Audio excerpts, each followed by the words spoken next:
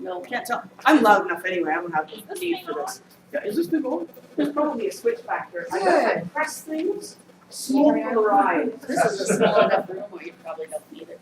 As long as you're not a gnome, we're Right, but we don't okay. want her to lose her voice. My She needs voice, it tonight. this morning, I tried calling room service for breakfast and no noise came out and I panicked. I thought, who can I get to do the stage show tonight instead of me? And I see that Mr. Anderson has joined us today. Would you like to don my armor and do that? Wouldn't you love to? Never mind that you work for a competing company. I don't care. I was Really like, glad you could come. I was looking for Neo when you said Mr. Anderson. Yes, he gets that a lot, Yeah. believe me. That's Matthew Anderson. He works for Petroglyph Games as their community manager, except for he does a whole lot more than He just is the community spy. management. Yeah, that's okay. I'm pretty sure we have people that go to BlizzCon and hang out. And Oh yeah. We're We're all cool. Well, Petroglyph's here in Vegas, so they're in walk over. Awesome. exactly.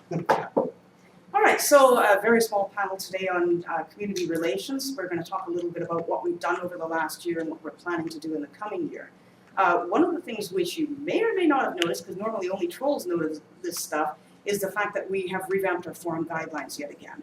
This is something that we plan to do on an ongoing basis. As we develop guidelines that make sense to the players and they make suggestions maybe on how to clarify things, we've had a few things that we've ended up changing probably twice in the last 2 or 3 weeks because nothing's ever perfect. So even with forum guidelines in which we're asking players to behave and be a reasonable part of the community, even that is subject to change. So anytime you see that sort of thing, it's not permanent, always malleable, it's never set in stone. It's kind of like a quest when somebody finds that bug and you're like, how did they find this bug? Exactly. We tested everything. Like one of the things that was actually in the standard old forum guidelines was you're not supposed to lobby.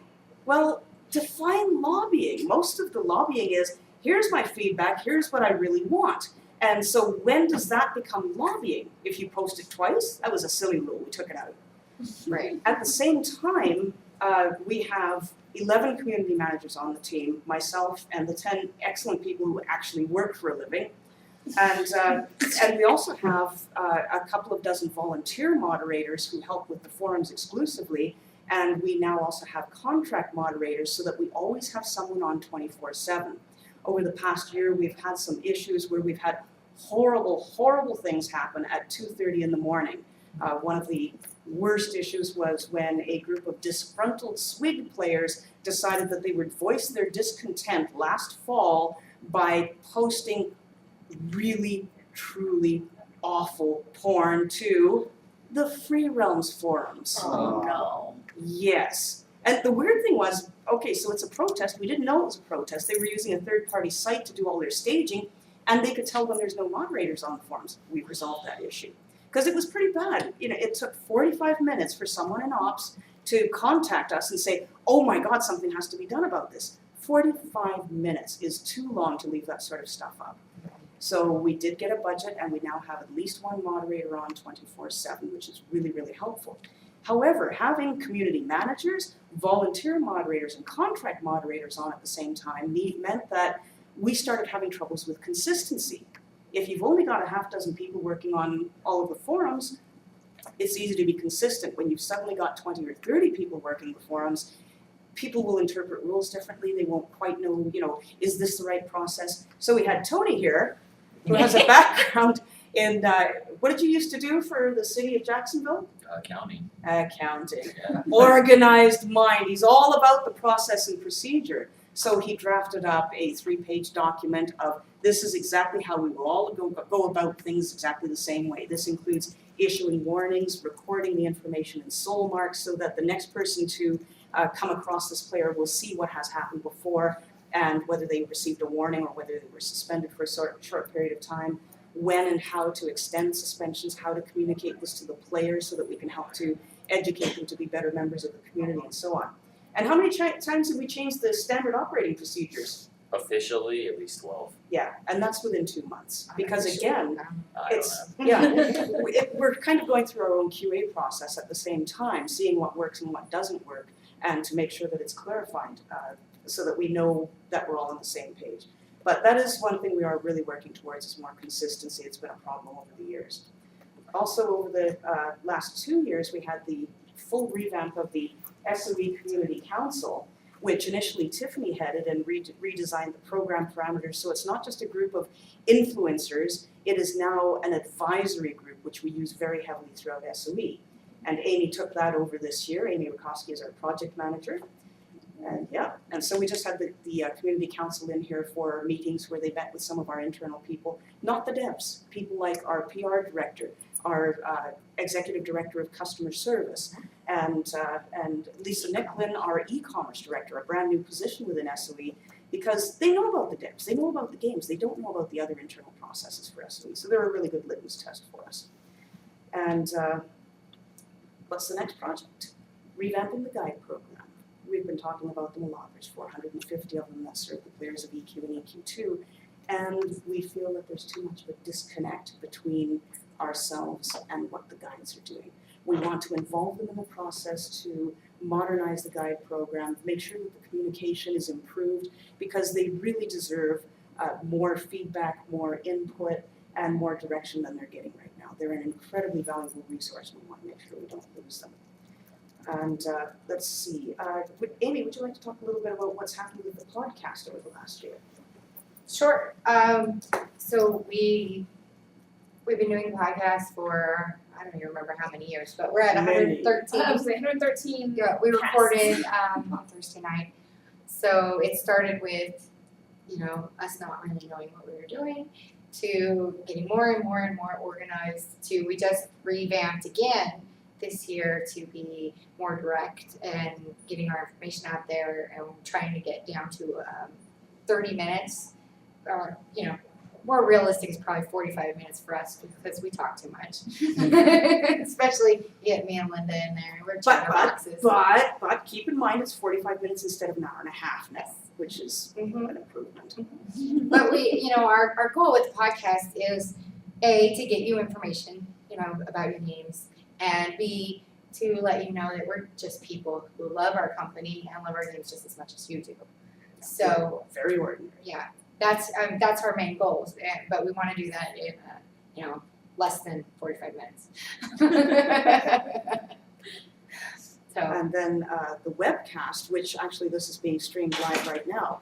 And Joe, are you able to come up here and talk just for Sure. a few seconds about the webcast? Whatever you want to know. We decided that webcasting would be really, really fun, and we've seen other companies do it pretty well, and we've seen other companies do it really badly. So Joel Sasaki is our social media guru on the community team. That is almost his sole job. It's called social media and all the crap that falls through the cracks that we have to get done right now. duty So- as assigned. Other duties. Yes, that's what the official term is. Other duties. Does that all fit on this business card? Yes, It probably. doesn't fit on the business card. So So we just say stuff. Stuff. So anyway, the webcasts, we started out doing them with just a hokey little stand-up webcam, and then AV saw us doing this stuff, and they lend us their awesome cameras, and it's really very good. And again, we've gone from being fairly unorganized and unscripted to fine-tuning the process and making sure that the information is bookended and properly organized, and Definitely, useful yeah. feedback. When the AV team saw what we were trying to do, I really kind of embedded myself with them and found out, okay, what can you provide us with? And so we got a room set up essentially. We got a nice HDV cam, broadcast in HD, boom mic, lighting, because the biggest challenge was we had these weird lighting rooms, and everyone's faces would look either washed out or just couldn't see them. So it was terrible. So we really improved that, and then we fine-tuned, like you said, the whole process. The presentation. And the presentation. We have a set. And actually, when we get back, we're going to be revamping that room again to possibly have one of the walls be a green screen. Ooh. So, Oh, so That'd we be can do the webinar. awesome. so So that we can do the Well- running away. essentially what we're looking at is having a green screen on one wall, having a camera pointing that way, and a camera pointing straight ahead, so then we could switch cameras, and then go to kind of a, chroma green, chroma key backdrop, and, do some real time, hey, check out what's in EverQuest 2 with. We can give you the Seriously, weather I and can be NORAD. standing in NORAD? Yeah. Oh, I know, that's gonna be So I mean, epic. this is the kind of stuff I was talking with the AV team about, because that's the stuff that they do, and then we're just finding a way to enable ourselves and to do it. So some of the things for fine tuning were very, very simple. Joel, can you move that chair out to the front there and have a seat in it? I just want to demonstrate, and this is not going to be on the camera, but Here? okay, No. no, okay. Show everyone how people used to sit when they first came on the webcast, our Oh. devs and stuff. Well, actually, I need one of the beanbag chairs to Right. properly do it. Cause it's like, you know, They'd be how sitting low there like can you this. slouch? Yeah, exactly. It's they'd be slouched back. They'd be looking unengaged. And who were the worst offenders? Some of our producers. Yeah. Yes, actually. And they come in with food stained T-shirts and stuff. I mean, it's Well, okay if you're jeans. working at your desk dressed like that. Manderson.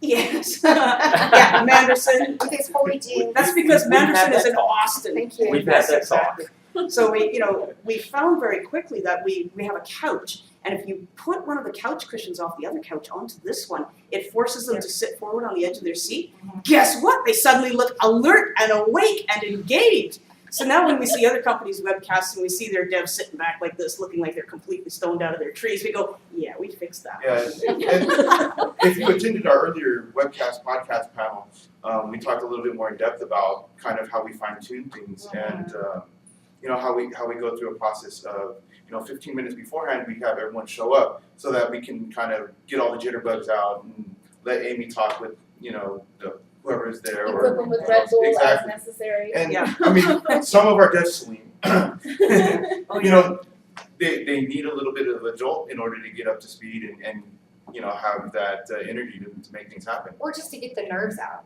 Yeah, and Yeah. sometimes it's like we have Joe Shupak here, Hi, Joe. He has no nerves. He's who's very good. just Joe. So we have webcasts and podcasts feature all of our different games. We try to cycle them and put them on a schedule so that we can arrange the development in advance. And every once in a while, somebody has to cancel because there's a huge bug in the code or an update that we were going to talk about has been delayed, that sort of thing. And in that case, we scramble and try to bring you something interesting as well. One of the things we really like about the audience is they're very keen on giving us feedback. So, keep it coming, please. We want to make our webcasts and podcasts as good as they can possibly be. And what kind of numbers are we seeing on the live streaming and YouTube uploads? I can tell you, like, I web streamed the community address, which was Thursday. Mhm. We had over 3,000 people concurrent viewing it, and somewhere in like 56,000 total viewers. And was that in addition to what Game Breaker TV had? Correct. Wow. And in addition to how many people were listening in within Correct. EQ? And I'm going to get numbers for all that, but Yeah, Josh I had mean, EQ2 had it a was pretty couple thousand. substantial. Yeah. And then that's on top of the PSU guys who are also covering it, and all the other little fan sites who covered it. And then So we get a lot of mileage. We'll also get the downloads from YouTube, which can get up in 88,000. the best one of the best ones we've had is DC Row usually, and the one with the holy jeans is get up there. The holy jeans. It sounds like a Friends Those episode. are The one with the magic whole 12,000 Those are is, the holy jeans. Those are magical. That is awesome. And, you'll see like 2,500, 5,000, but it's a simple way to get extra mileage out of your Yeah. content. So can I ask, how many of you guys use Facebook? Almost everybody here. We You're found on that the Yeah, that's everybody. on average, I think that our user base, depending on game, if we're talking the older games, it looks like only about a third of our players actually use Facebook. On a game like DCO, huge uptake on Facebook. So Very different much. demographics, different audiences use this. So we're trying to run a number of promotions and make sure that we keep the information current on Facebook as possible. And that's also what Joel does. He gets little nasty grams from me if nothing is posted, but he's very, very efficient at that. Yeah, let's check. Let's check what's coming now. We just wrapped up a DCO promotion. in fact, Actually, we today. did. So Tony Jones is our community manager for DCO, and he's also a senior community manager, which means in addition to his normal duties, he's also managing some staff. Joel works for Tony, as does Paul Williams, our forum administrator, and also Ted Stone, who is our Star Wars Galaxies, Magic the Gathering Tactics, and Pox Nora community manager. So this means that Tony also gets a lot of texts and emails from me when things go wrong. Can you talk a little bit about how we interface with the development teams, because you do it really well? Sure. I mean, there is a very, it's kind of hard to see being on the outside, but internally, we work a lot between different departments. There's a very symbiotic relationship between development and the marketing people and us. We all have to work together to ensure we all go to the same goals. There are times where we come up with something, we go to the development team, and they're like, we can't do that. Or there's times, that we have said we're going to do something, and we have to go, to the development team and kind of, they don't like making promises for dates because, as we all know, those dates can sometimes change based on, various types of variables. But, it's important that, we are in touch with our development team. It's personally, it works different with every community manager. Personally, I make it an effort for me. I know what most of our development team does. Like if there's a problem with, combat mechanics, if you were in our last DCO panel, our combat lead designer, spoke, and I go to him. Hey, they're complaining this is broken. Is there anything information you can give me? Is there something I can tell the players about this? So it is. It's a critical function of all our community managers. He's had some really interesting discussions with the devs over the years as well. So clearly you don't want to talk about those because you're on camera. Yeah, I can't tell those stories. But it is kind of interesting because we find that community ends up in between all of the other departments. Tiffany, can you talk a little bit about how we interface with brand and e-commerce, for instance, which Tiffany does a lot of. She's one of our better writers, so usually if there's a big company-wide promotion going on, we'll go, Tiffany, can you please write this, gather all the information, and get everybody else to post it too? Tell us how you do that. Now we have Ted to pass things I off know, to isn't you. it awesome? I just say, hey Tony, can Ted take this on? It's great. Absolutely. He has pretty Note how he doesn't high- even check with his minion to find out if that's okay. Yeah, one thing that I think we've done all along, I've been on the team now just over 3 years, and something that we've done all along is sort of what we call all sites articles, which is something that affects all of our players, or sometimes it's all the players that are in games that use Station Cash, or however it divvies out, but I kind of took that on when I first joined the team is I need to get in here and learn everything that's going on, so I started writing a bunch of the all sites articles, and it sort of became my little thing over the years, I guess, but I coordinate now with a lot with Lisa Nicklin, who we talked about earlier, is the e-commerce director. And so when she knows that when there is a promotion coming up that she's going to run a double Station Cash weekend, or we're going to have the Cherry Blossom charity event for the tsunamis in Japan, that kind of stuff, she'll come to me usually first and say, hey, we want to run an article, here's what we need, and then I work with her to collect the assets, to collect all the information. I usually have to get a copy of the email that's coming out to you guys through your email account, so I get the same information. All the legalese is already approved, and we put it all together. And it takes usually a couple of days to get it wrapped up, and it can be a challenge because a lot of times, particularly like for the Cherry Blossom promotion and what's the other one we did, Memorial Day or the summer something? Oh yeah, the spring fever thing. Spring over fever, there. that one too. When there's That was rough. multiple games offering multiple items, I end up kind of coordinating between the producers. Hey, what's your item? Can I please get a screenshot and a description? And then same to all the other producers. And we assemble all that and put it together. So it's a lot of mileage for sure. Yeah. So Is it that's- done yet? Is it done yet? Is it done yet? Right. When can we have that? Exactly. And We then have they're to all go bugging publish at me. noon. We need to publish this now. And I'm like, but I'm still waiting on screenshots from such and such game. And they said it's coming soon. Soon. One of the reasons we put Tiffany on that, and I should mention as well, that her primary role is EverQuest 2 community manager, and she's also a senior community manager, which means that she also has minions. She is currently managing Eric Cleaver, our EQ community manager, Robin Valley, who is our guide coordinator and also looks after Vanguard and EQOA, and Lydia Pope, who you've probably seen around dressed as a Sith Twi'lek today, who is our community manager for Free Realms and Clone Wars Adventures. However, Tiffany is what we call, as a recent panel that we went to, she's a harmonizer. So anytime we need someone with extraordinary diplomacy skills, we don't send Tony here, and we don't send Eric, we send Tiffany, because she's the really nice I'm the person. angel and he's the devil. Yeah. I love better. As my two senior community managers, I also rely on them to provide me with advice on what we should do. For instance, I will say, stuff is really blowing up on those forums. What should we do? And what do you say? We should be really nice and give them another chance and let them vent and So she's the little angel sitting on this shoulder. What do you say? Bam. I've already banned half of them. What do you want to do with the other half? I believe that the official term he used when I actually asked this was, burn them and salt their forums. But it's interesting because in their main games that they're assigned to, they deal with very different audiences. EQ2 is more of a role-playing game, it's a much older game, it's a fully mature community, and therefore you can reach out to them with the sort of diplomacy that she does so very well. DCUO is largely console-based, it's a fast-paced action game, and it draws a very different demographic, which is why even though we use the same forum guidelines and we use the standard operating procedures exactly the same way, he ends up being a little harder on his group because they're a little rougher on us. Now, Amy, of course, is our project manager. What does that mean? She makes everything happen. She does all of the internal work, processing invoices, making sure that I submit my receipts within 3 months. It's absolutely helpful. I was gonna say, actually. doing it 3 months? Yeah, she hassles me very well. She also organizes all of our internal meetings. The community team meets on a very regular basis. So she does all of the go-to stuff that helps the rest of us function. I wanted to talk a little bit about reporting as well, the way that we carry information from the fan base up to the developers. We have daily reports that we compile. Every day they're due at 11 a.m.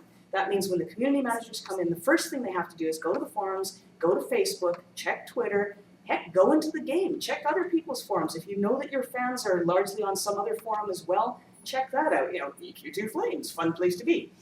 And they do a lot of reading, they compile all of this information, and they send just 1 or 2 hot topics. Here's what's hot. You know, it might be a negative item, it might be a, wow, they really like that Pegasus mount that went in, they're all talking about it. Or it might be, man, they're really complaining about that hot fix, everybody's had these bugs crop up since then. That very short list, 1 or 2 from each game, gets sent up every day by noon to a list that includes the executives, every one of the producers, the lead people in brand and PR, and customer service as well, because we overlap a lot with customer service. If things are going bad in game, you can bet that they're getting petitions. So there's that daily report. The weekly report is sent in every Wednesday by 4 p.m. They love that one, don't you? Because it's much longer. It's an in-depth overview of everything that your community felt during that week. And what happens there is the community manager, we rely on their expertise to analyze the posts and the volume and the timbre of the posts so that they can say they're discussing PS3, DCUO, a lot of players are reporting freezing issues. So in that case, he would report that, okay, it's 95% negative and 5% positive because those are the guys who are going, mine's working just fine, sucks to be you. And in that case, you've got 0 that are neutral. Sometimes you'll have a class discussion where you might get 40% positive, 40% negative, 20% that are kind of neutral. They're sort of, yeah, we're okay with the way things are, that sort of thing. So they spend a lot of time at this moment manually counting posts. Now you may see a forum thread that starts up that has 20 pages, but it might be the same 5 guys. Yeah. So you have to take that into consideration when you're deciding how important this is to the community, because they have to rate whether the impact of the topic, whether positive or negative, is low, medium, high, or extremely important and must be acted on immediately. We give a full overview of the situation. They comb in a bunch of relevant player quotes from the various threads. They provide links to the threads in case the developers, producers, or executive want to look into them more thoroughly themselves. And then they also write down, and this was Sped's idea, community's recommendation.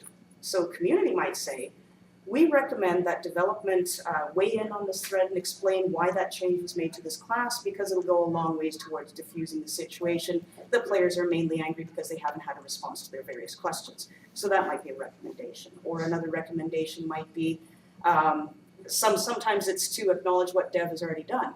They have a fix in the works for this issue, which is due to go out next Tuesday. We have communicated this to the player base already, and the tone of the post is starting to change.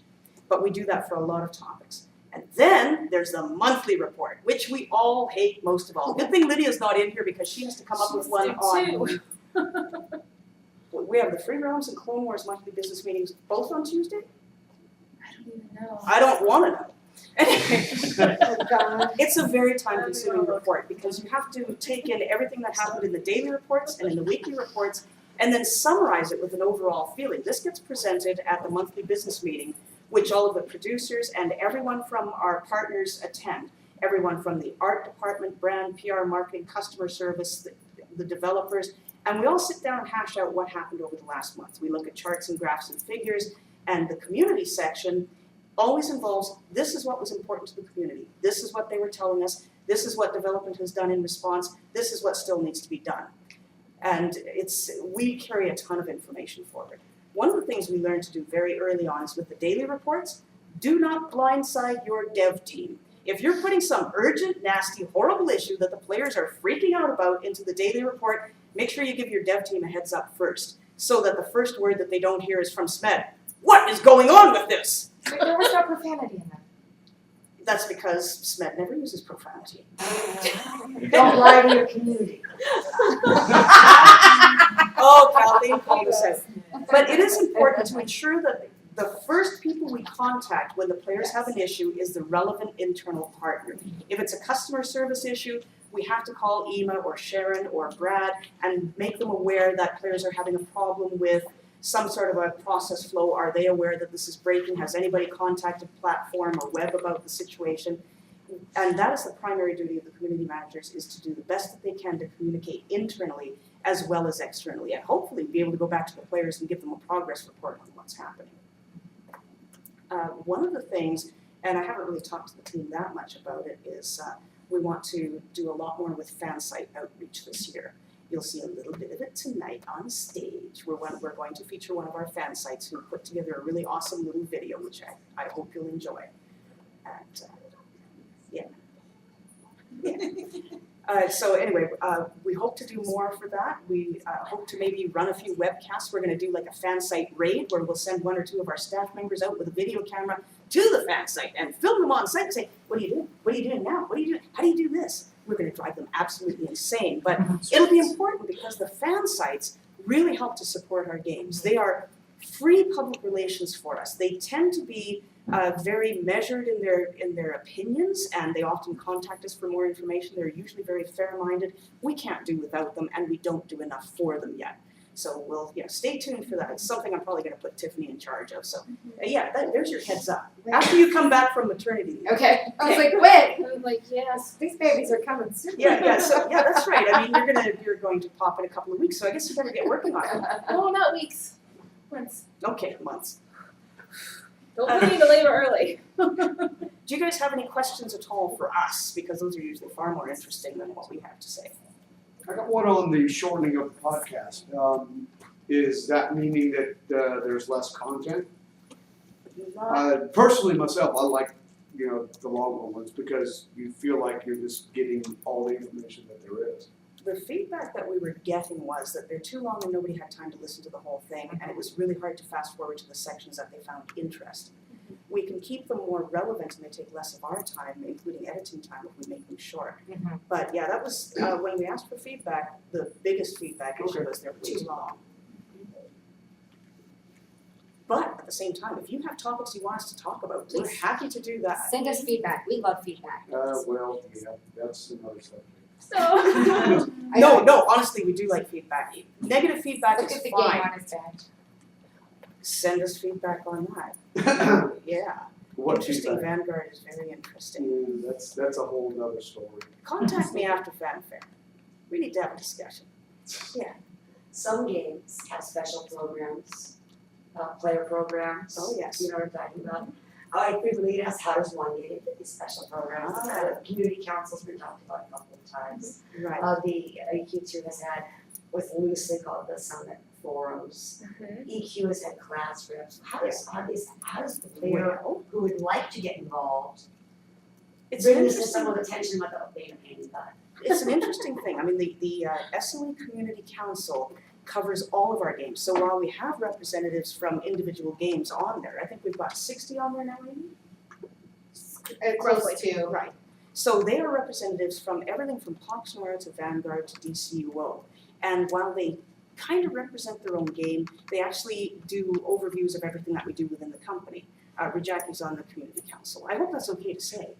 Some of the community council Throw her under people the bus. prefer to be completely anonymous because they feel that they may be singled out for some reason or another, but Rajaki's pretty outspoken, so I think she's. Now, how people get on there, that's an interesting thing. A lot of the time is we watch how people post. If they have fan sites, we see what they say. We find out if these are people who have in the past provided useful, well thought out, organized feedback for the group and that sort of thing, because it is an advisory board. So if they're just nice people who play the game, or maybe they're an expert in their class, but they're really not pleasant people on the forums, they're not going to be useful for the sort of advisory feedback we have. Now, where that differs from an in-game community leaders group, the best example we have is the Star Wars Galaxy's Galactic Senate. They set the standard for what you want in an individual games community leaders group. We have experts from all of the different professions there, and they collect bugs from the player base. They sort out a lot of sentiment that we wouldn't have time to do. There's only one community manager on that project, whereas the Senate is loaded with people who are experts in their professions. They have open nominations. So they might nominate 3 different people for the bounty hunter position, for instance. You can nominate yourself or your friends can nominate you, and then the community manager, in conjunction with the dev team, will choose from that list. And believe me, if you've been suspended from the forums 3 or 4 times, chances of your getting onto that list are slim to none. Even if you are the most brilliant bounty hunter in the universe, if you cannot cooperate with others and provide meaningful feedback that is good for the company, good for the community, and good for the game, we can't put them on. EverQuest just started a very similar program. Very similar. We're modeling our other ones. EverQuest and EQ2, We were in process. they were very informal. So Yes. a lot of the times it was just, somebody talks to a dev at Fanfare and all of a sudden they're on the community leaders Yes. group. And I actually was talking with my dev team yesterday, some of them, because I was working a little bit with our lead designer on revamping the program, but he since left the company, so I was like, who do I need to talk to now? Because we're gonna definitely work on that. Originally, that forum was the summit forum. Yeah. People who were invited to the old pure games, the Right. EG summits were in that, and it since mutated. But Yeah, it's kind still of a bunch of really smart It's folks. odd right now, and we Very. need to refocus it and figure out who are these people, what is their purpose, what do they do for the team, and what do they do for the game and the community, and we'll make it all Well, happy.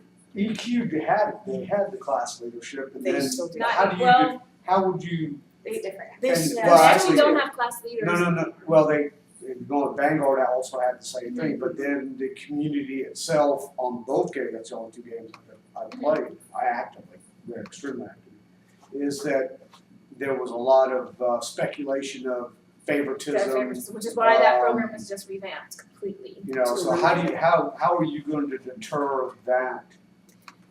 For one thing, when you have people, and it is true that with absolute power corrupts absolutely. I mean, it's a fairly extreme phrase to use, but even if you give someone a little bit of power, if they're the type of people that start exhibiting a sense of entitlement, if they start lording it over the other members of their community, if they start pestering devs for personal favors for their personal class and that sort of thing, they will not be invited back to the program. It is very important that they represent the needs of the community at large and do so in a humble fashion. That's Well, really important. The thing that happened when I was a pally in EverQuest, and we had our class leadership out that was there, and really he tried his best to get stuff done, Mhm. and with a list, each class got a list of Right. what was the issues with it, and he would check off, okay, that's been done, this is being looked at, and such like that.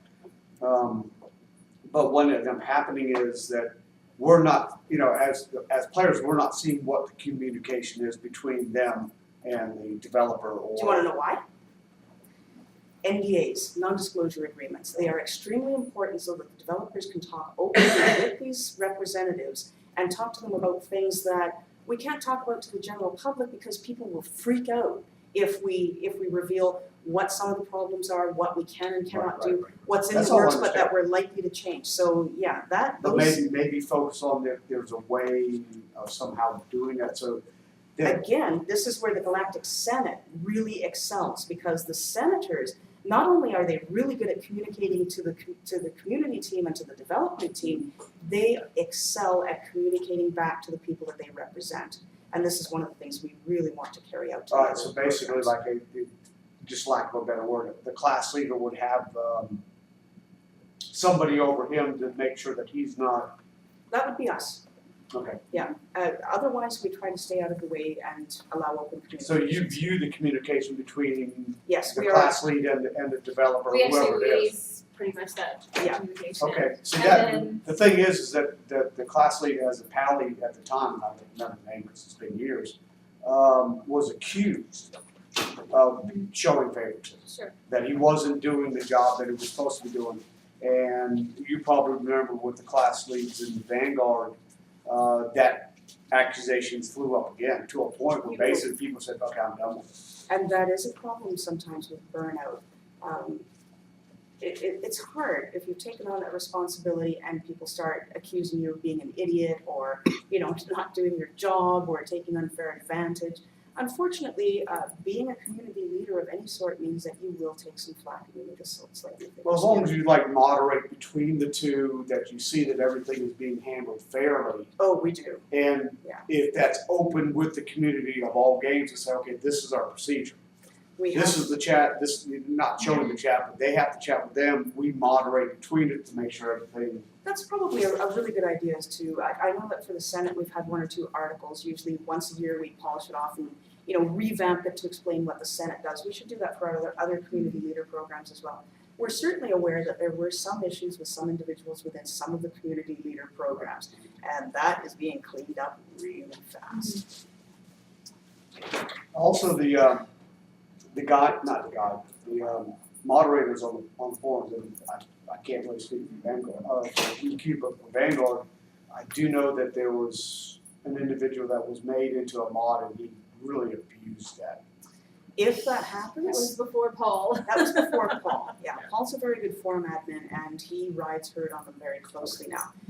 It is important to note that sometimes we do get complaints. Well, about this moderators. was not the, Natalie, this was a volunteer. Right. Yes, Okay. exactly. It's come up in all the games Okay. over the years. Definitely. Yeah, we have a very stringent training program that all our Yeah. volunteer moderators go through now. We constantly, Paul and I both do spot checks, on their moderation. They don't know about it. Well, now they do.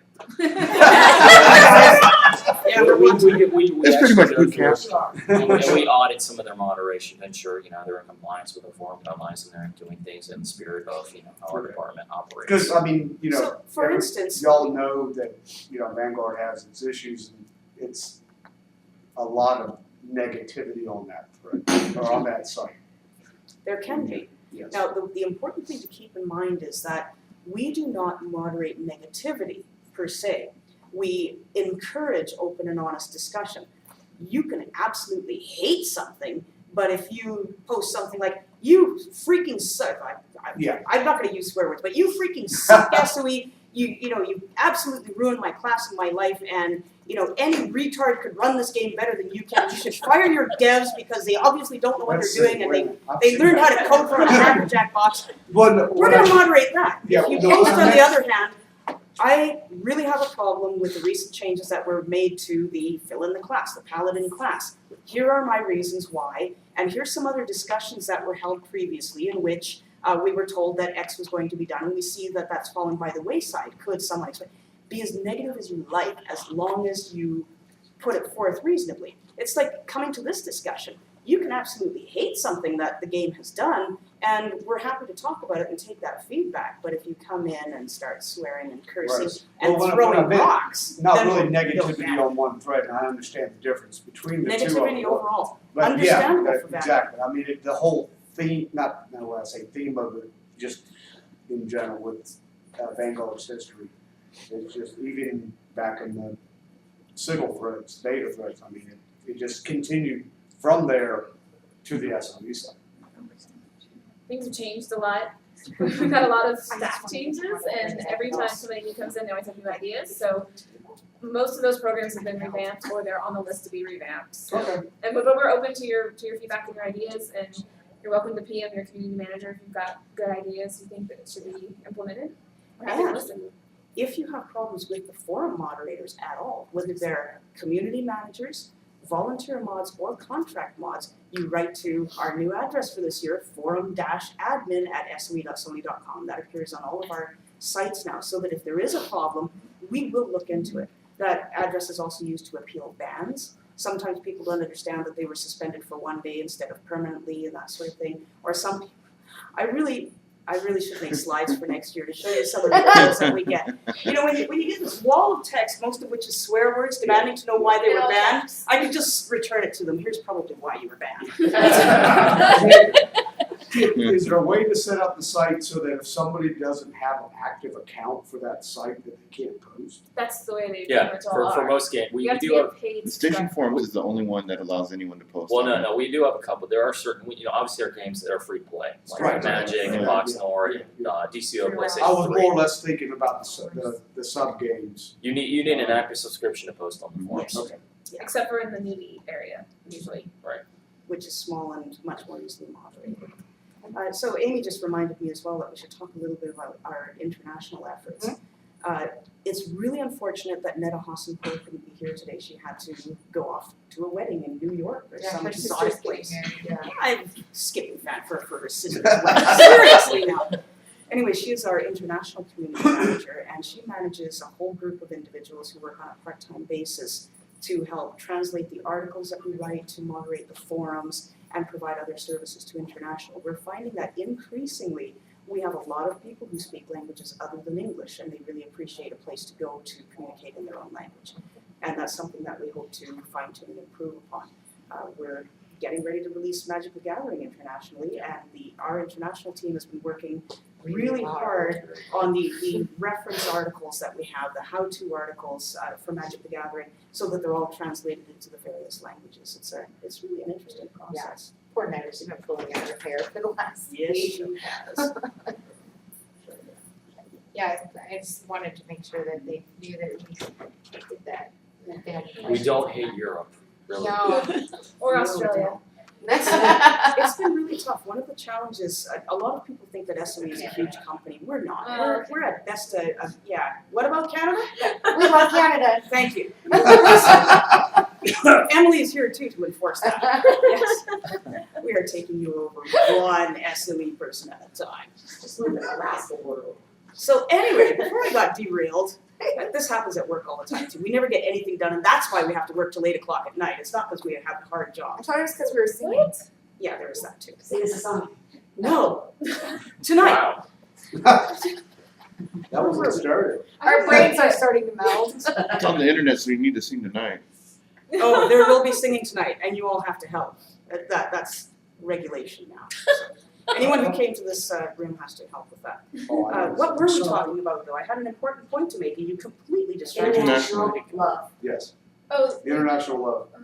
Oh, right. One of the SOE is not a big company. Sony is a really big company. SCEA and SCEE, the Sony Computer Entertainment America, Sony Computer Entertainment Europe, those are really big companies. One of the challenges we've always had is the fact that every country has its own taxation laws, its own distribution laws, very, very strict things that we have to abide by. And it's been a nightmare to try to get things sorted there. Our new e-commerce director and our sales manager have worked really hard this year to review all of the pricing to make sure that we're in keeping, because some countries were paying way too much for our products. And so now we've evened that out a whole lot to the best of our ability. You can never provide up to the minute translations of that sort of thing, but we're much closer now. But also with the station cache, which is going to be available in Europe very shortly, also in Canada and Mexico. But that has taken months and months of negotiation and contracts and all that stuff to make sure that we are in compliance. But we are doing our very best to move forward as quickly well, as that we comes can. down even to the Canada ones. I know we've announced a while back that it was coming to Canada, and the players were like, where are they? Where are they? Well, we're still in contract negotiations. And this is where we think, man, we should have this in a couple of weeks. And that's what we're all expecting to have this in a couple of weeks, and then there's a holdup at some official level or another. So we are barred from using the term soon. which is now trademarked by SOE, and we have to pay into the kitty every time we use the term soon, because there is no It's such like a thing. swear jar. It really is. And unfortunately, there are usually circumstances beyond our control. Sometimes it's a staffing issue. Sometimes we don't have enough people to throw at a project, and we have to, process them as fast as we can. Does this include some of the contests that you have that in the Oh, past have contests. been, We that have have been trouble. locked out? Sigh. Can you talk a little bit about, say, Pops Nora tournaments or Magic tournaments? Even in the US, we have problems. Go ahead, Tony. Sure, well, I mean, a lot of people don't know, I mean, for instance, Legends of Nora at the Box Nora, there were state laws that prevent, people, like, it was kind of ironic, we were in Tucson, Arizona, the state of Arizona did not allow us to participate in the tournaments, yet we were running the tournaments. Wow. Oregon's out. Yeah, there are so many, Yeah, Nevada's one of them, because of anti-gambling laws, they consider this a form of gambling, and you were unable, there are so many complexities, Europe, we would have had to, my understanding is we would have had to register as a gambling house or something like But that. in every single country, Yeah, not it's- just Europe as a continent. Yes. Yeah. And which, why wouldn't we take the effort? This is very expensive. I mean, these And require, this is to give away a expansion pack. yeah, Mhm. and Everything. legal fees, Or time and even effort. the contest for, like, say, the, Screenshots or something. yeah. Those Yeah. are a little Yes. different and we have made We headway have with found, those. we have found a lot of workarounds. Our legal department, we like to make fun of them and call them the fun police. But in reality, they save us from ourselves. Well, If they're we went lawyers. ahead and put something out there that violated a rule in some country or another, and we land in court with a $15,000 bill plus the bad press of Sony Online Entertainment just violated international law by giving out stuff, and this Well, constitutes I gambling. think some of it came about, and I know that's, a lot of that's changing, but when some of the contests were going about, like, what it was, and they said, well, okay, Europeans can't be involved, or this is only US based, blah, blah, blah, blah. There was nothing, an explanation why. To say, okay, There this is, has been several There times. was several I'm talking about Vanguard mostly, Well, maybe that but, should have been the same, It's the should same have been the same explanation. posting, but. I don't ever remember one, and I can only think of when we had the, pick one person from each game to go to Fanfare.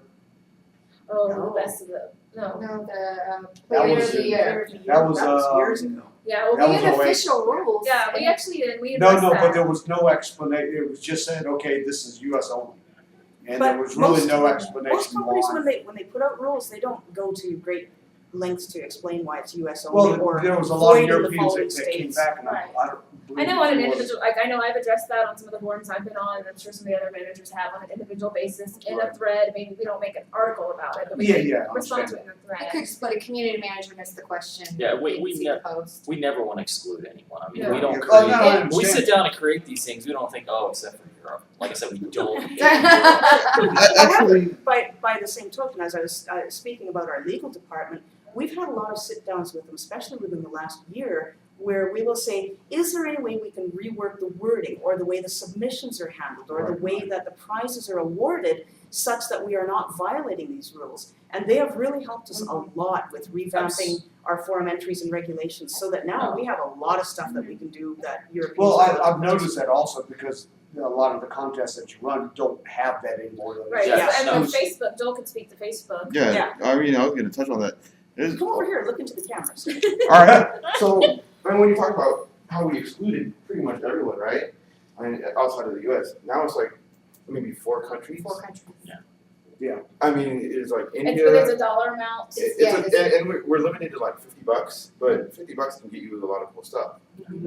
So $50, and we can give away stuff. pretty In-game much- prizes, Right. In-game prizes, cash cards, easy to do. station cash cards. And we're giving away stuff pretty much monthly on the SOE page. And, whenever there's something cool and relevant on the game pages, we're giving stuff away. And generally, that's a consideration of how much, or what are we giving away, how much does that equal, oh, it's above $50, can we cut it down a little so that Yeah. everybody can participate? We I- actually I'm very working on that a lot. careful about that $50 budget so we can include everyone Yeah, like in the, all of our like the promotions. DC promotion, the main prize we gave, instead of thinking of something, cash wise, we're gonna name an NPC after the player. Which Again, has Oh, which yeah, has yeah. a cash value, so anyone can participate. So whenever we do promotions like that, moving forward on Facebook, that's a real easy way. We get, how many entries do we get normally? Oh, it's in the Like hundreds. Way too many. 500-600. Then it's always Sometimes Joel thousands. sending out an email to the whole team. Help. Who's got time to help me count all these? It boggles my mind how many entries we get because, with 12,000 fans, you don't think you're gonna get, that amount of entries, but you have a, 10% turnout, that's 1,200, and we've had that. So what can you do? That's a good participation rate. Yeah, something we've definitely been working on the last couple of years. It just helped. We've had some legal change, staff changing, and just They're great. They're really good people. And, all you the know, legal stuff changes all the time Facebook itself, changes especially with rules social and media. Yeah. It's always changing, and we've had a few sit-down meetings with them, like, okay, what's on the social media horizon? What can we use? What can't we use? Where's the line? Right. So And as Amy just mentioned as well, I'm not sure if you heard or not, but dealing with Facebook is interesting because their rules change sometimes overnight and they never give advance notice to their industry partners. Facebook is evil. They're not obliged to give any sort of notice, so sometimes we'll have a And they promotion rule plan, the world. we've announced it, and then all of a sudden, oh my God, we can't do that, now what are we gonna do? So there's always ways to find work. Take it out, start over. We have about 5 minutes. All right, any more questions? Anybody here been banned who wishes to? We have appeal their ban? questions from the internet if you want to field some. Oh, yeah. From Nimo, Hey, Mom. how does Wish you were here. I think he wishes he was here too. Yeah. How does community feedback on the younger games differ from the more mature MMOs? Ooh, Excellent this is an interesting one. We have 2 kids games, so without naming either of them, let me tell you how it evolved for us. The game launched and we're trying to provide our regular daily, weekly, and monthly feedback. And the producer goes, we don't have to listen to this, these are the adults, this is a kid's game, we don't have to listen to what the adults say. Not even 3 months later, they came back with, well, the people on the forums all want X, Y, Z. Well, wait a second. It was really intriguing because although they're children's games, adults who are playing these games they're like the vocal minority, but they represent the same interests as the kids. If something isn't working, if an adult finds the UI too difficult, guess what? The kids are having problems. If the adults can't figure out how to find their screenshots, you can bet that the kids are having the same problems. So although the adults are definitely in the minority, they're probably 10 to 15% of the population in our kids' games. Well, and it's the parents posting on behalf of their kids too. Yes. Yeah. And so we also have a lot of Facebook fans for both Clone Wars and Free Realms, which is also great because again, it's the parents.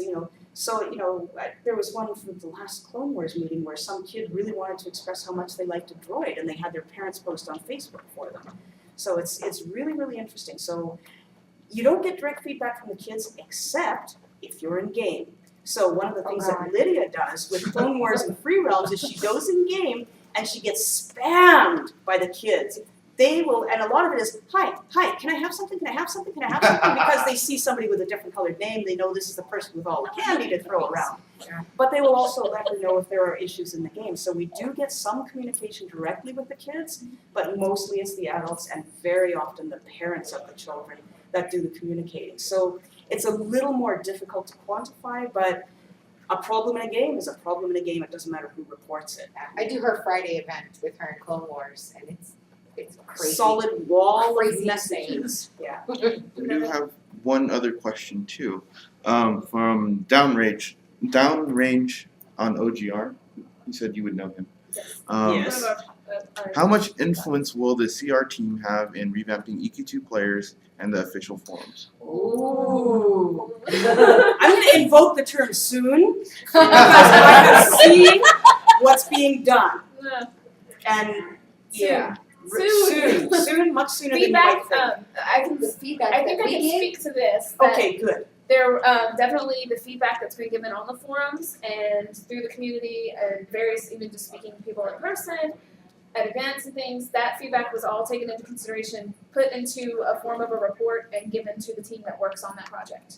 And they asked specifically, we want to know what they want. Yeah. So, The last time I talked with that team, we had a meeting actually the week before Faire, and they had a list, an enormous list of all of the things that the fans have been asking, and they quantified it as well. This was the most popular item, and these are the other really urgent items that the vast majority of the people wanted, and here's some other cool things that we agree would be really nice to put in.